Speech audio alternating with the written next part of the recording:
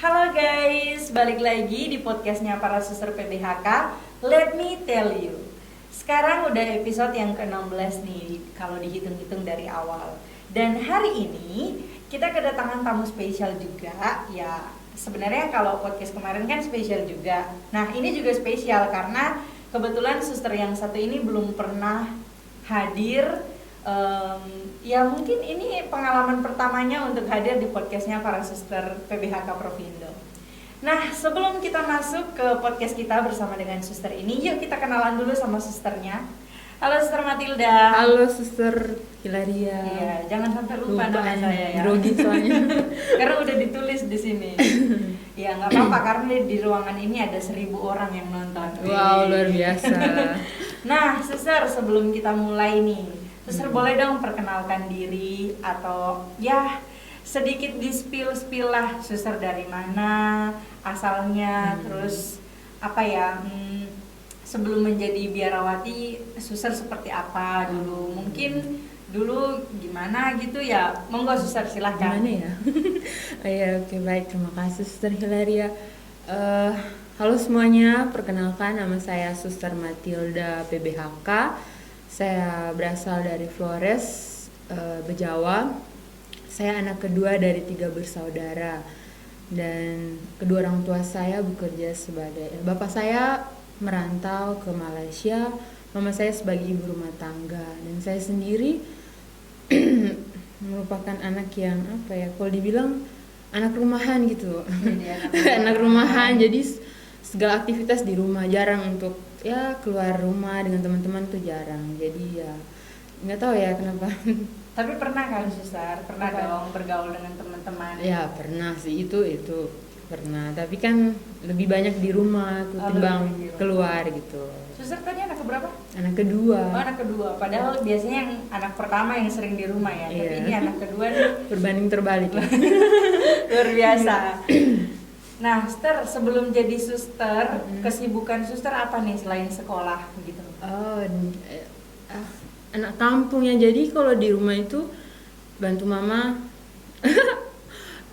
bersih-bersih rumah, terus memelihara babi ya. Babi, soalnya di Flores banyak babi, jadi kegiatannya itu cari itu makanan babi, terus membersihkan kandang babi gitu, itu kegiatan saya. Terus juga di sana kan kalau masak pakai kayu bakar ya, jadi ya ke hutan cari kayu bakar gitu.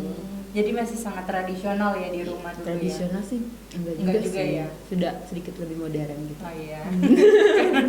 Ya intinya begitu ya suster. Nah, suster kan dari Bajawa tadi. Iya. Sedangkan suster PBHK sendiri itu belum ada di Flores. Ya, nah itu dia, makanya saya cari yang sedikit jauh dari Flores gitu, langgar pulau lah, nggak apa-apa. Biar nggak ada ingat orang ya tua. ada pengalaman baru gitu ya. Cie. Supaya tidak ya tadi yang anak rumahan, supaya ya keluar sedikit gitu, Jadi cari pengalaman baru. harus belajar Ya. dari suster Matilda ya. Jadi anak rumahan tuh harus berani untuk keluar dari Ya, zona itu nyaman. dia. Cie. Nah, suster, apa sih yang memotivasi suster untuk menjadi seorang suster PBHK? Padahal kan ya tadi ya suster PBHK sendiri belum ada. Suster kenal PBHK dari mana dan kenapa suster tertarik untuk menjadi seorang putri Bunda Hati Kudus? Padahal kan di Flores sana banyak banget ya kongregasi, kalau bisa dibilang tuh ada jokes khusus untuk Flores tuh Vatikan kedua. Waduh. Nah, kenapa nih suster? Bisa dong ceritain ke saya dan juga mungkin ya mereka yang menonton gitu. Ya apa ya? Di sana memang banyak biara, terus juga di paroki saya sendiri juga ada susternya. Sempat suster yang di paroki saya itu berkunjung ke sekolah kami untuk mempromosikan kongregasi mereka, tapi ya karena saya sudah merasa tertarik dengan suster PBHK dan saya kenalnya dari suster Mariana ya, tetangga rumah Suster saya. Mariana Ya, saya. suster Mariana PBHK itu.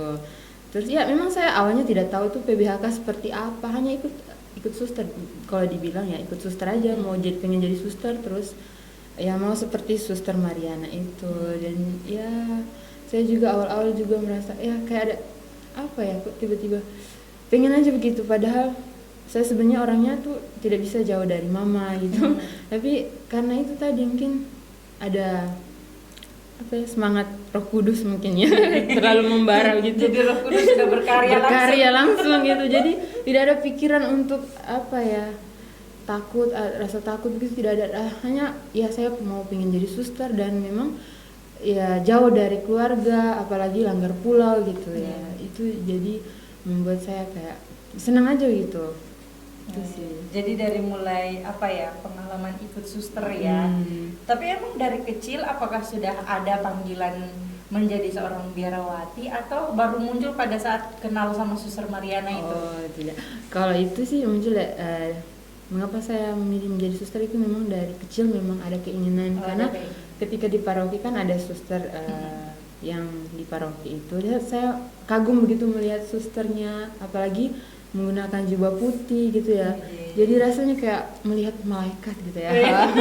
Berarti sekarang udah jadi malaikat dong? Nggak tahu ya. Oke. Jadi kayak kalau lihat duduk di samping suster pun jadi canggung gitu, karena kayak lihat orang kudus gitu, kok bisa di sebelahnya suster gitu. Oke, menarik nih suster, menarik. Nah, suster tadi mengatakan bahwa ketika melihat seorang suster itu seperti bak melihat seorang malaikat. Ini luar biasa ya. Ternyata image seorang suster yang hadir di sana itu luar biasa. Nah, suster, apa perasaan pertama kali suster ketika suster masuk di biara dan merasa terpanggil sebagai seorang biarawati? Apa perasaan dominan yang mungkin saat itu menggebu-gebu ya, sama kayak para murid ketika dipanggil sama Tuhan Yesus langsung melepaskan pekerjaannya dan mengikuti dia gitu. Nah, ada nggak suster pengalaman yang membara seperti itu? Nah itu dia, gini ya suster ya, ini ada pengalaman nih. Ketika suster Mariana itu datang berlibur sekalian nanti ke Jakartanya bersama saya gitu kan. Memang saat itu saya sudah tahu kalau suster Mariana akan berlibur, sekalian menjemput saya juga. Terus saat itu saya lagi ke kebun dan suster tahu saya lagi buat apa di kebun? Lagi apa? Lagi menggembalakan kambing. Orang biasa menggembalakan domba, ini kambing. Kambing ya? Saya tugas saya setiap sore apa namanya? Apa itu? Membantu. Ya membantu untuk menarik kambing dari kebun ke rumah gitu. Oh, ya, gitu. Kalau kata orang Jawa itu apa namanya?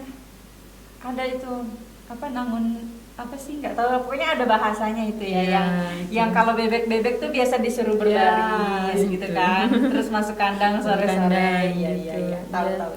Terus dipanggil sama adik saya, katanya susternya sudah datang gitu. Saya rasa kayak apa ya, semangat sekali gitu. sedikit lagi saya akan pergi gitu kan. Jadi saya rasa tidak ada rasa sedih, meskipun keluarga saya bilang tidak usah lah, maksudnya jauh dari keluarga, apalagi di Jawa gitu kan. Tapi saya dalam hati kayak semangat gitu. Tidak ada rasa takut, tidak ya, yang memang kayak bagaimana ya, rasanya tuh ya senang aja gitu. Senang sampai tidak bisa diungkapkan dengan kata-kata gitu ya. Memangnya luar biasa sekali. Nah, Suster, tadi kan keluarga tuh sampai mengatakan apa namanya, tidak usah karena di Jawa itu terlalu jauh. Apa pengalaman yang paling suster ingat di saat suster mau meninggalkan keluarga, dan pengalaman di saat suster pertama kali masuk di biara? Mungkin ya apa ya, kayak kalau anak zaman sekarang bilang first impression. Widih. Kesan pertama suster ketika masuk di biara tuh ada nggak itu? Ketika suster mau memulai sebagai aspiran, terus kemudian suster belajar tentang bagaimana berdoa, membangun hidup rohani, itu pengalaman apa yang paling suster ingat? Ya memang yang pertama itu tadi pengalaman yang saya ingat ketika saya memutuskan untuk masuk biara tadi. Saya sampaikan ke mama saya waktu itu di malam hari, saya duduk berdua bersama mama saya, terus saya sampaikan, mama saya mau masuk biara. Terus mama saya satu pesan yang selalu saya ingat dan juga menjadi kekuatan juga buat saya. ya mama tidak melarang, itu adalah pilihanmu dan kamu juga harus bertanggung jawab atas pilihanmu itu. Jadi ya itu yang menjadi ketika saya merasa ya dalam perjalanan waktu ya, ketika saya merasa sedih atau apa, saya ingat kata-kata mama saya itu, dan itu yang menjadi penyemangat buat saya gitu. Dan ketika sudah saya juga sampaikan ke bapak saya, memang bapak saya awalnya berat ya, kok saya bisa memilih untuk hidup jadi suster gitu kan, apalagi bapak saya jauh gitu. Jadi ya sudah, mereka semua keluarga mendukung dan akhirnya saya bersama suster ke Jawa gitu ya. Yang kesan pertama kali ketika saya datang gitu ya, waktu itu saya ke Jogja bersama suster ketemu orang pertama ya, Suster Hilaria. Terus ya saya melihat bahwa memang sebelumnya saya berpikir bahwa di biara itu hidupnya hanya khusus untuk berdoa, tapi kenyataannya tidak gitu ya, hidup doa dan karya. Jadi ya menarik juga. Memang awal-awal ya ada rasa takut gitu, apa saya bisa apa tidak ya untuk jadi suster, tapi dengan berjalannya waktu sampai hari ini pun saya masih jadi seorang suster gitu. Dan saya sangat bangga ya dengan kongregasi PBHK ini. Dan ya dari namanya saja Putri Bunda Hati Kudus, itu nama yang luar biasa buat saya. Putri Bunda Hati Kudus, berarti kan kita putrinya Bunda Maria ya, Bunda Hati Kudus gitu ya. Dan saya juga terkesan selama proses perjalanan waktu saya menjadi seorang suster, kan ada aspiran, postulan, novis, tahun pertama. Dalam pembinaan itu juga yang membentuk saya menjadi pribadi yang sekarang, karena sebelumnya saya ya bukan orang yang pandai berbicara, bukan orang yang rajin berdoa, dan di sini saya merasa dibentuk dengan baik oleh para suster pembina melalui kongregasi Putri Bunda Hati Kudus sendiri. Dengan ya di sini saya dibentuk bukan berdasarkan intelektual saja, tapi juga kepribadian saya juga dibentuk di sini, dan saya sangat bersyukur untuk itu, suster. Luar biasa ya. Memang ternyata tidak salah memilih ya. Tidak salah memilih untuk ya menjadi putri dari Bunda Hati Kudus. Luar biasa nih. Ini kita bisa bikin konten apa ya? Tahu nggak konten TikTok yang lagi viral beberapa waktu lalu tentang lagunya Yura? Yang nadanya tuh, aku bisa membuatmu jatuh cinta kepadaku. Nah itu dia tuh, Maria sendiri bisa membuat Suster Matilda itu jatuh cinta dengan panggilannya. Widih, padahal baru dengar namanya aja ya, tapi udah jatuh cinta nih. Luar biasa banget. Nah, suster kan sudah melewati nih, tadi suster mengatakan bahwa suster didampingi, dibina menjadi seorang Putri Bunda Hati Kudus di dalam tarekat atau kongregasi PBHK ini. Pasti ada momen-momen di mana suster mengalami jatuh bangun, mengalami kegembiraan, mengalami sukacita dalam proses panggilannya suster. Nah, apa yang menjadi kekuatannya suster selain orang tua ya, selain kata-kata dari mama tadi kan mengatakan bahwa itu adalah pilihan kamu, maka kamu harus bertanggung jawab dengan panggilan itu, beranilah untuk terus berjalan begitu. Nah, selain orang tua, ini kan suster sudah masuk ke dalam masa pembinaan kan. Masa pembinaan di PBHK itu kan 5 tahun kan. Nah, selama 5 tahun itu apa yang menjadi kekuatan suster dalam mengolah hidup spiritualnya suster? Ya tentunya ya semua orang memiliki kepribadian yang unik ya. Dan saya sangat bersyukur ketika saya menjadi seorang Putri Bunda Hati Kudus. Yang utama itu yang menjadi kekuatan saya adalah hidup komunitas. Selain hidup doa yang utama, tapi hidup komunitas juga, di mana komunitas mendukung saya untuk berproses.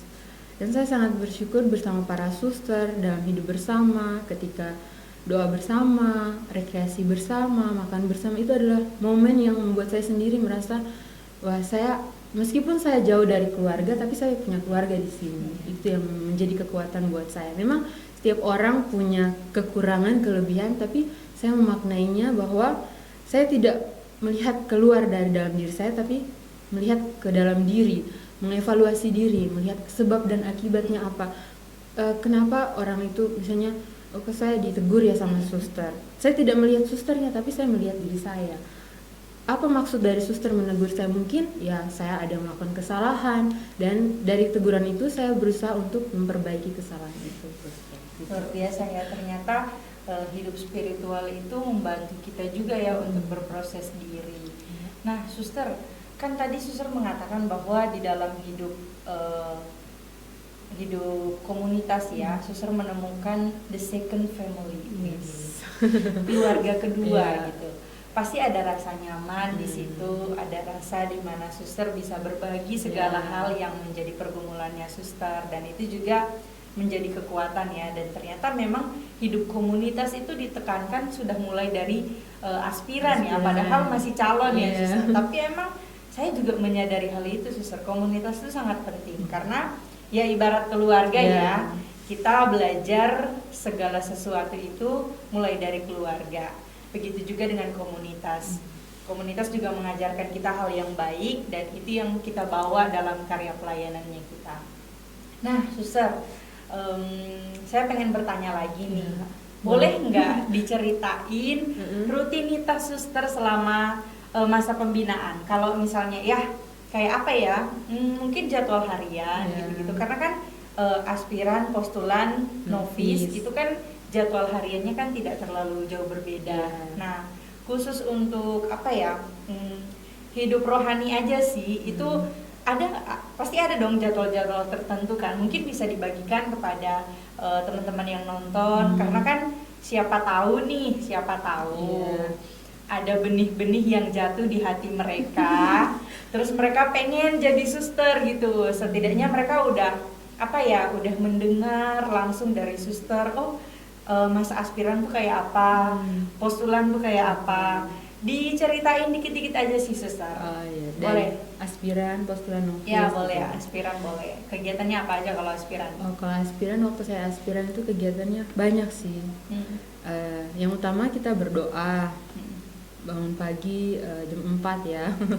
Bangun pagi jam 4, terus berdoa, ke gereja, misa di gereja, terus melakukan aktivitas seperti biasa, seperti membersihkan rumah gitu. Terus itu juga ada juga kita diberi pelajaran gitu, seperti belajar menari, belajar musik, juga belajar mata pelajaran lainnya seperti iman Katolik gitu. Terus bahasa Indonesia, bahasa Inggrisnya juga ada di situ. Jadi macam-macam ya. Terus waktu postulan juga sangat menarik gitu ya, dimana kita calon-calon religiusnya ada frater, bruder, suster dikumpul jadi satu. Kita belajar berbagai macam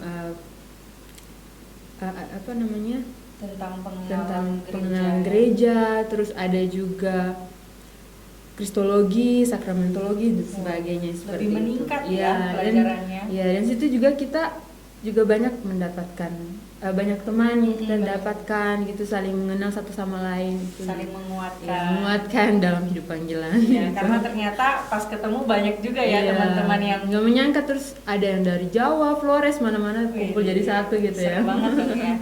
Nah, kalau di novisiat kayak apa, Suster? Karena kan banyak tuh teman-teman, contohnya saja teman-teman saya nih, banyak banget yang bertanya-tanya, di novisiat tuh seperti apa sih hidupnya? Bener-bener suci, bener-bener yang kayak kita dari pagi sampai malam berdoa terus, atau ada kegiatan menarik lain di balik tembok biara? Iya deh, mantap sekali ya, Suster.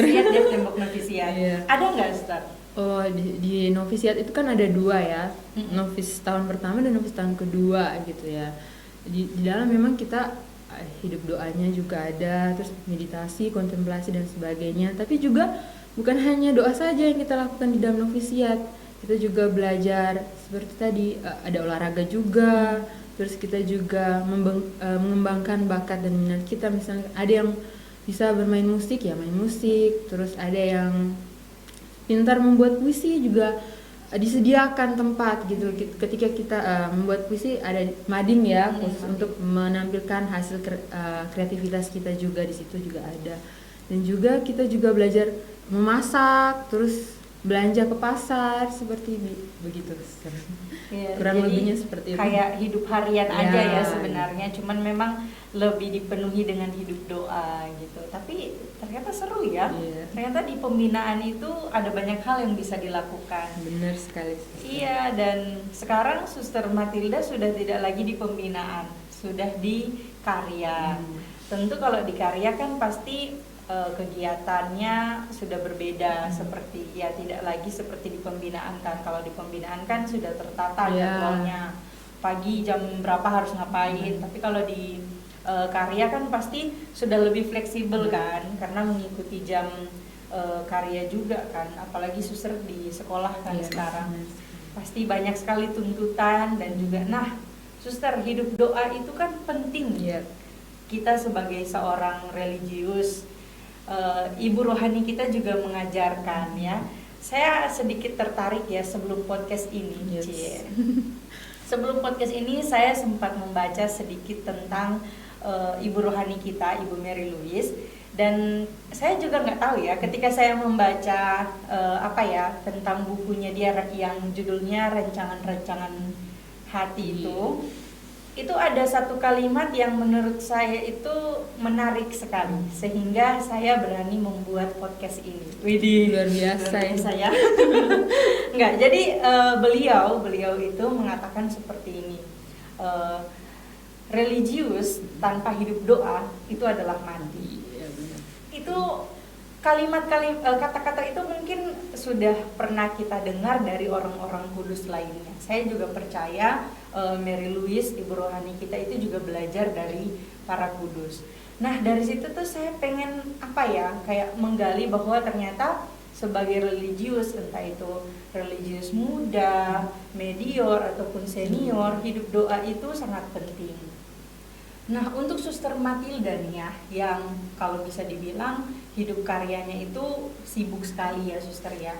Suster menghabiskan waktu di sekolah, sehingga mungkin ada kehidupan lain yang kalau bisa dibilang ya tertunda atau mungkin digantikan dengan kesibukannya Suster. Tapi kan sejauh yang saya tahu, hidup doa kita sebagai PBHK itu tetap diutamakan kan Suster. Nah, ada nggak Suster semacam rutinitas atau kebiasaan Suster dalam membangun sebuah keheningan di dalam kesehariannya Suster? Entah itu rutinitas hidup doa yang seperti apa, saya tidak tahu. Tapi ada nggak yang bisa dibagikan kepada teman-teman semuanya tentang bagaimana Suster menjaga ketenangan batin Suster, sehingga Suster sendiri bisa terus-menerus berproses dalam hidup doa. Ada nggak, Suster? Oh ya, baik, Suster Hilaria. Kepanjangan ya, Suster? Ada juga. Padahal mau nanya satu aja gitu. Ya, Suster, monggo. Baik, memang hidup doa itu sangat penting ya teman-teman. Karena itu membantu juga kita tidak bisa bekerja kalau kita tidak mengandalkan Tuhan, gitu ya. Ya, segala sesuatu mengandalkan Tuhan, jangan mengandalkan diri sendiri. Nanti kalau mengandalkan diri sendiri, kita pun akan merasa kekeringan dan merasa seperti apa ya? Ya, tanpa arah gitu ya, tanpa arah dan tujuan asik. Memang saat ini saya memang sudah selain tadi di pembinaan, sekarang di dunia karya ya, dimana hidup doa dan karya di itu jadi apanya tuh harus seimbang gitu. Jangan kita seimbang. hanya sibuk karya tetapi hidup doa kita abaikan. Tidak boleh seperti itu ya teman-teman.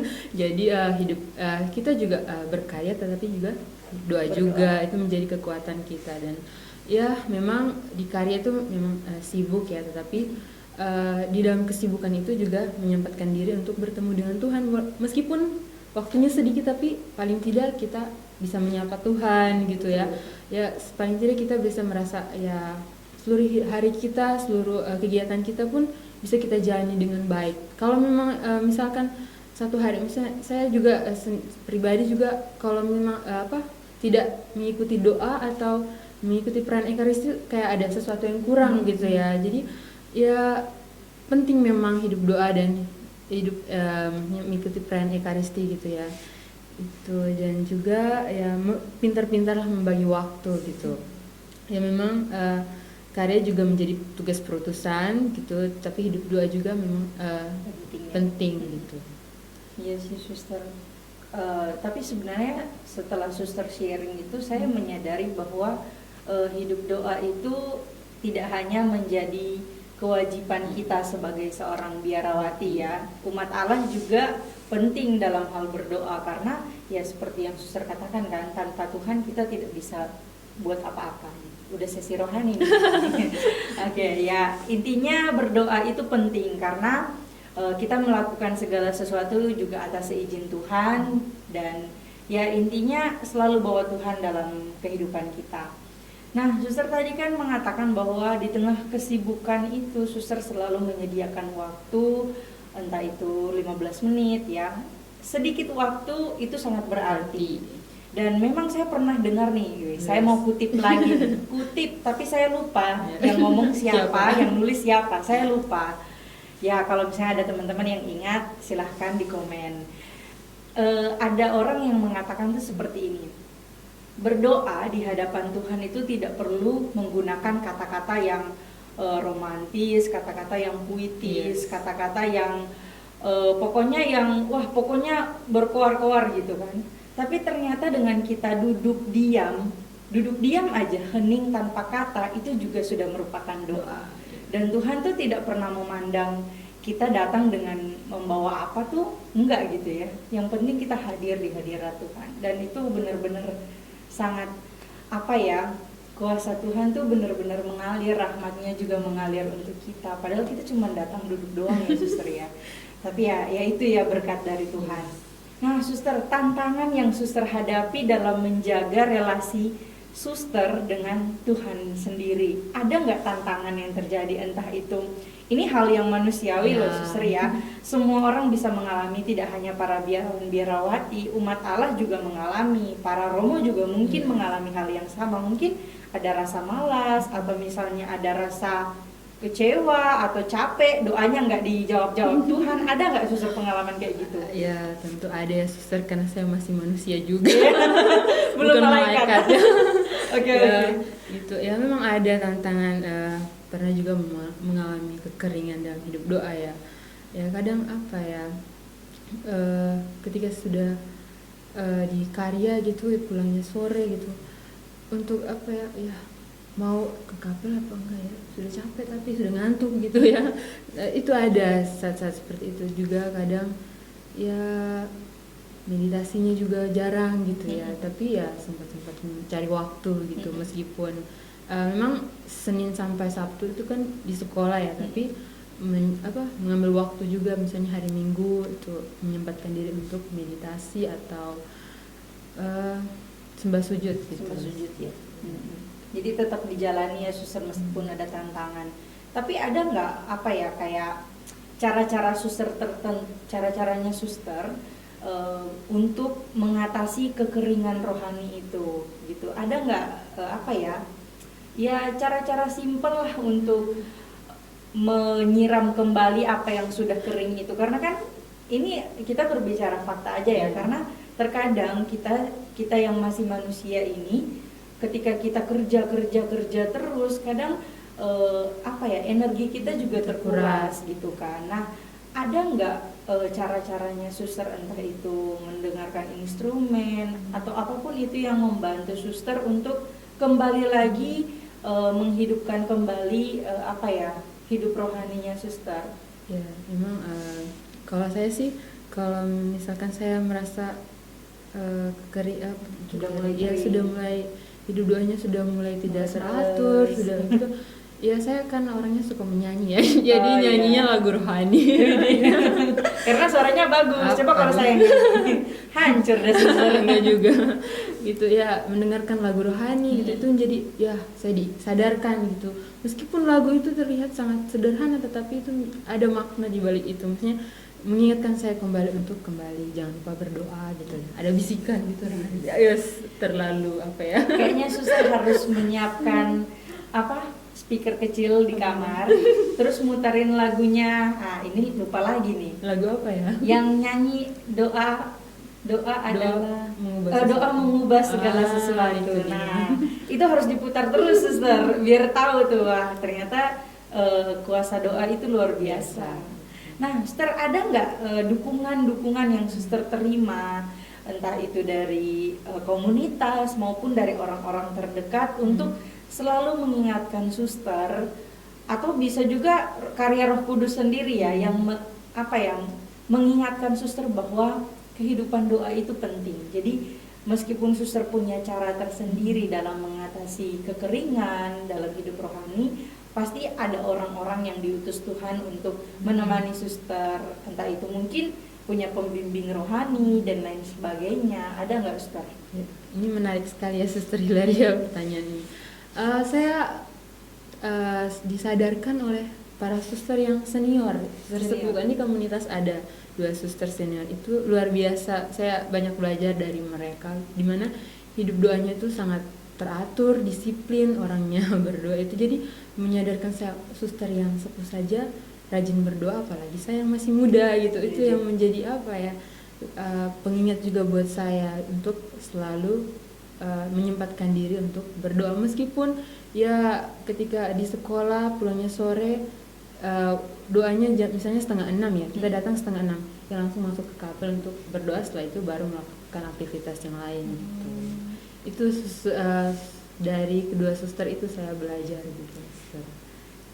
Ternyata kehadiran suster senior itu juga membantu kita untuk berefleksi dengan diri sendiri ya. Tapi memang rupanya Suster Matilda ini orangnya lebih suka merefleksikan diri sendiri. Tapi memang itu penting loh, Suster. Penting. Sebelum kita melihat balok di mata orang lain, kita harus melihat yang ada di diri kita sendiri kan.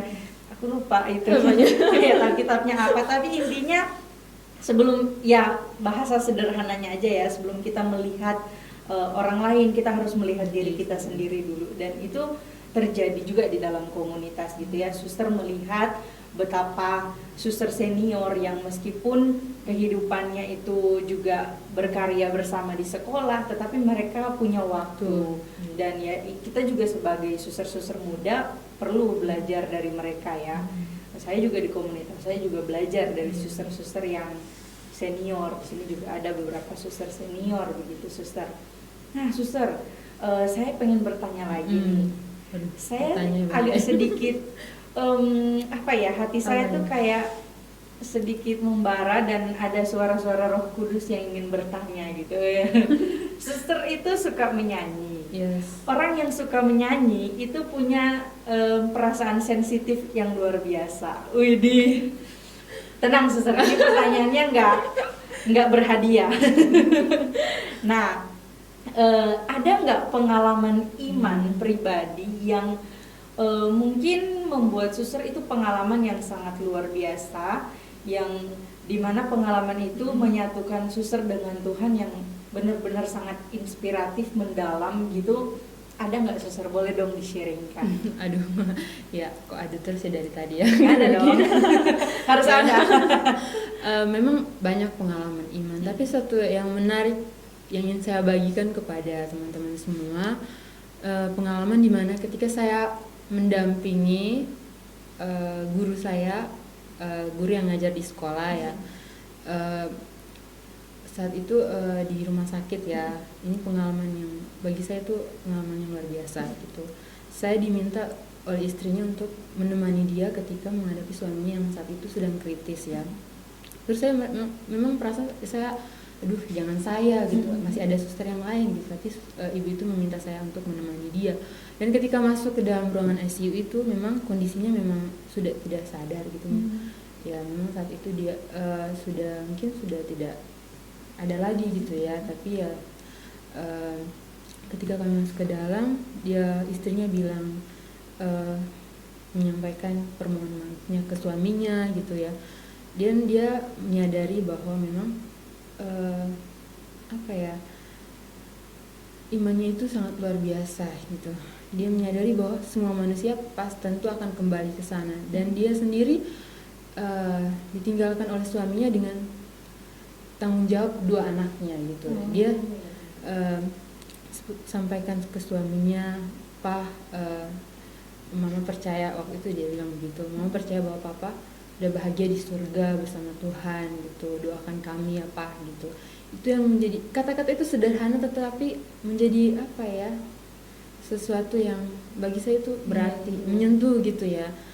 Ya bagaimana ya, dia seorang diri dengan menghidupi kedua anaknya, dia bisa gitu menerima kenyataan bahwa suaminya itu sudah tidak ada lagi dan dia harus berusaha berjuang sendiri dengan kedua anaknya. Itu menjadi ya kekuatan juga buat saya bahwa iman yang luar biasa ya. Dan saya juga dari ibu itu saya juga belajar dari mama saya. Pribadi mama saya sangat kagum dengan mama saya gitu. Nggak apa-apa, santai Ustaz.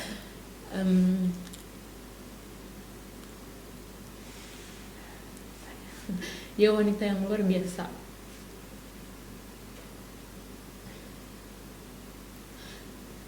Saya boleh sharing atau gimana ya? Boleh Ustaz, silakan. Sambil nangis. Nggak apa-apa Ustaz, aman. Gitu ya. Karena dari mama saya belajar untuk menjadi wanita yang kuat.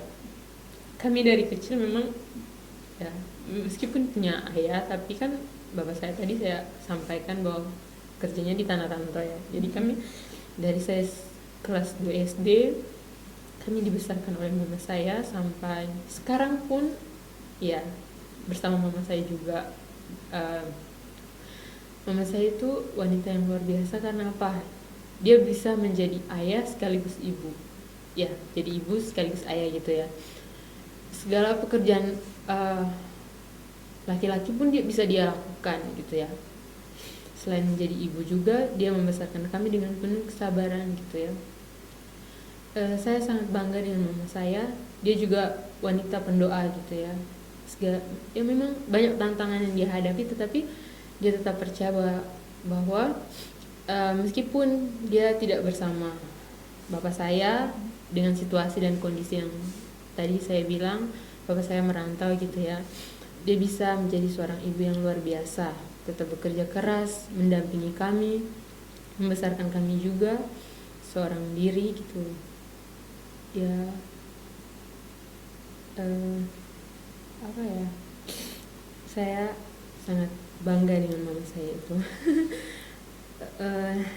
Dan juga mengapa saya merefleksikan juga kenapa saya bisa jadi seorang suster, karena di lingkungan saya itu kan ada doa malam wajib setiap malam minggu ya. Di situ ada doa rosario setiap malam minggunya, dan mama saya yang selalu memimpin doa gitu di lingkungan kami itu.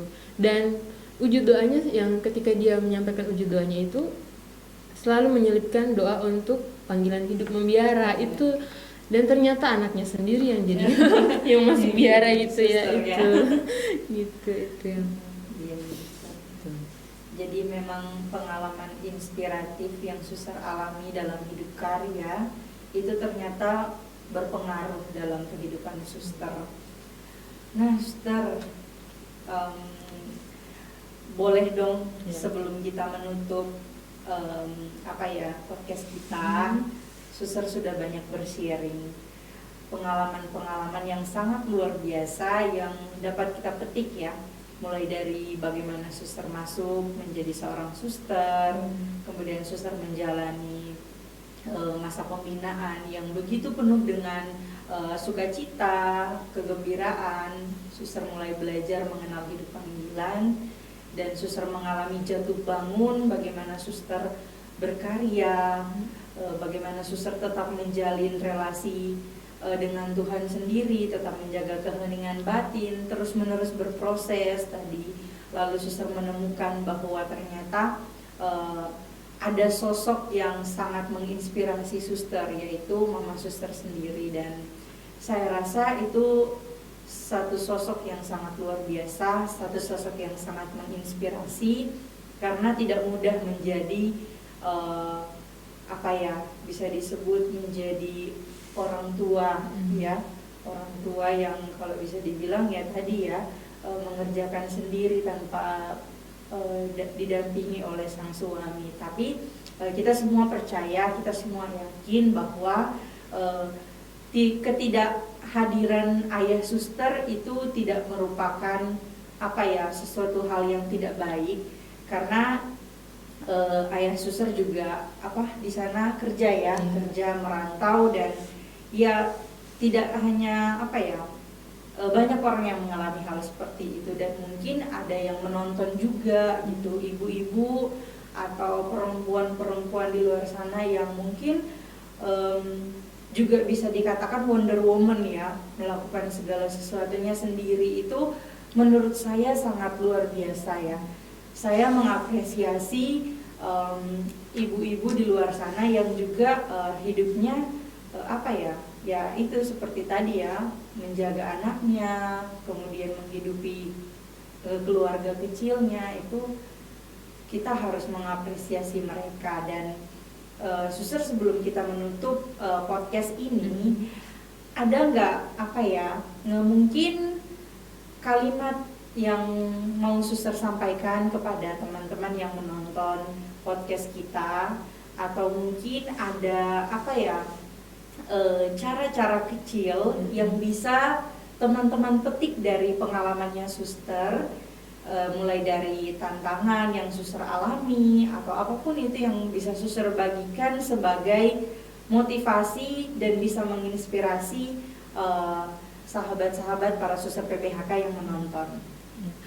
Baik suster, saya teringat dengan kata-kata dari pater pendiri kita, Pater Jules Chevalier ya. Itu dalam buku meditasinya yang pertama, dia menyampaikan bahwa cinta hati Yesus akan menjadi cahaya hati kita, kekuatan kita, pembimbing kita, dan dukungan kita. Itu menjadi sesuatu yang menjadi motivasi juga buat saya, bahwa dalam hidup kita mungkin akan menghadapi banyak tantangan, permasalahan dalam hidup, namun kita juga harus percaya bahwa Tuhan senantiasa menyertai kita. Dan saya punya satu keyakinan, ya tentu saya menghadapi masalah, tantangan, tapi tantangan itu tidak akan berhenti di saat itu saja. Saya akan bisa melalui tantangan itu, dan buktinya sekarang saya bisa gitu ya. Dan ya saya percaya bahwa Tuhan akan senantiasa menyertai saya, dan dia juga memberikan tantangan juga tidak melampaui batas kemampuan saya, dan dia juga tahu kemampuan saya sampai di mana. Dan saya yakin dan percaya bahwa Tuhan akan senantiasa campur tangan dalam setiap tantangan dan persoalan hidup yang saya alami. Dan saya yakin bahwa sesuatu akan indah pada waktunya. Dan saya sangat lagu favorit saya itu Indah Rencanamu Tuhan. Itu sangat sangat menyentuh gitu, seperti menggambarkan perjalanan hidup saya gitu ya. Keren. Nggak mau nyanyi suster? Ada tuh request dong lagu yang segala sesuatu indah pada waktunya. Ada tuh yang Melita Sirebuter bukan sih yang nyanyi lagu itu? Bukan ya? Apa saya yang salah ya? Lagunya apa ini? Yang itu loh. Aduh nggak jelas deh aku. Udah intinya suster nyanyi dong Indah Rencanamu. Nyanyi boleh ya teman-teman? Iya boleh. Tanpa musik, soalnya aku nggak bisa main gitar. Aduh, tapi suara saya jeleknya gimana ya? Aduh, saya nggak percaya kalau suster Mati udah jelek. Ini spesial ini, karena nggak ada di briefing tadi.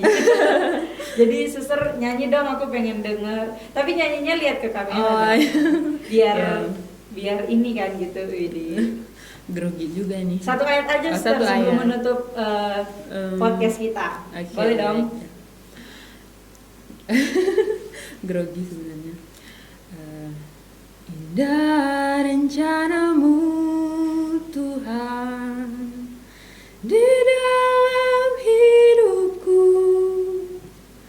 walau ku tak tahu dan ku tak mengerti semua jalanmu. Dulu tahu Tuhan, berat ku rasakan, hati menderita, dan ku tak berdaya menghadapi semua. Gitu aja ya. Ih, bagus banget. Oke, Suster terima kasih banyak sudah hadir di podcast kami, podcast para suster PBHK. Terima kasih juga untuk persembahan lagu. Suaranya merdu Tanpa sekali, latihan Suster. kali ya, aduh. Bagus kan kalau datang ke podcast ini tuh harus siap-siap, Suster. Siap sedia gitu ya. Siap sedia. Oke, terima kasih banyak Suster Matilda sudah meluangkan waktu untuk hadir bersama dengan kami di episode ke-16 ini. Sebelum-sebelumnya nggak ada episode sih, nggak ditulis episode, tapi kita akan mulai, ini akan episode ke-16 ya, berarti setelah kemarin-kemarin sempat istirahat dan ini sudah mulai lagi. Nah, buat teman-teman di rumah, sahabat-sahabat para suster PBHK, buat kalian yang setia, ya bahasanya ya, setia menonton podcast kami, jangan lupa untuk terus like, komen, dan share juga ke teman-teman atau kenalan kalian siapapun dimanapun link podcast kami, dan subscribe. Jangan lupa juga bunyikan loncengnya, notifikasinya, supaya ketika ada podcast episode baru kalian juga bisa langsung mengikutinya. Oh ya, para suster PBHK juga ada Instagram dan Facebook, itu ada di bawah sini. Intinya ada di bawah sini ya, Suster ya. Dan kalau juga mau kepoin Suster Matilda di Instagramnya dia, itu juga ada, Instagramnya juga ada di bawah sini. Silakan di follow. Dan terima kasih banyak untuk semuanya. Sampai jumpa di podcast episode selanjutnya. Dadah.